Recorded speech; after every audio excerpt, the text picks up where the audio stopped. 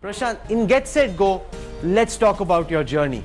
How does one go from being a public health official working for the United Nations in Chad in Africa to being India's most sought after election campaigner?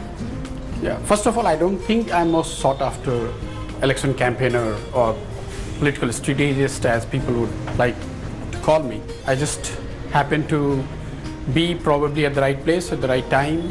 The man who saw your potential first was Narendra Modi.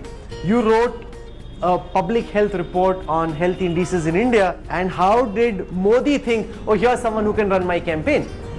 I don't think he saw it that way. The discussion when we met first in March 2011 was about nutrition in Gujarat. And during that 1 hour, never for once we discussed about political campaigning or the political landscape of the country. In many senses, Prashant, you introduced modern election campaigning to India. It was being done by netas in the past, but you brought a more professional, younger outlook to it. Some of these pictures reflect that. Yeah, this is Manthan.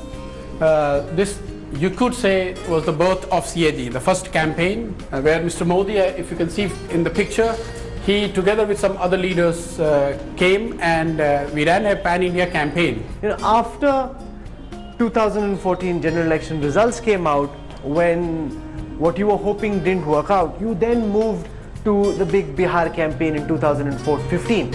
Was this in some senses, Prashant, an act of vengeance? Really not, because see, people miss out the timeline.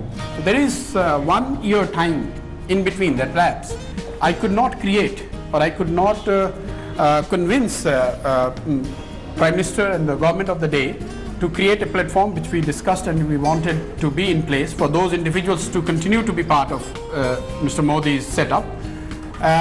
But then left with no option, we have to go back, and then we said, okay, first let's consolidate what we know. Was this the toughest campaign you ran? For me, the toughest campaign was Punjab. But yes, Bihar was quite interesting. We were outspent probably 1:10. The campaign was all about using bicycles, going door to door.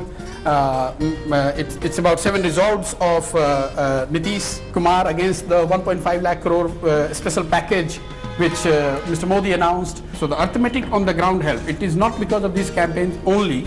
So how much of it was Lalu Yadav and how much of it was Prashant Kishor? We are highly overrated. Elections are won by the leaders and the parties, not by people like me. Prashant Kishor was an afterthought which people put and gave too much credit. They were just generous to me. But that's the one campaign that cemented your position as an election campaigner, that not just could you be on the winning side with Narendra Modi, who had a certain amount of momentum riding behind him, you could also generate momentum where it earlier seemed a lost battle. Yes, in some ways, and internally we talked about it. It's like in mathematics we talk about theorems. You prove it both ways, then you say hence proved. But it was not an ego battle as many see, or it was not an act of vengeance or act to settle a score. It was basically, we were battling for our survival. So this, Prashant, the Statue of Unity and the Run for Unity was one of the original campaigns that CAG did? Yes, this was the second campaign post-Manthan, and in terms of mass outreach, probably one of the biggest efforts. As you could see here, Mr. Modi flagging off these trucks which are going to collect the metal.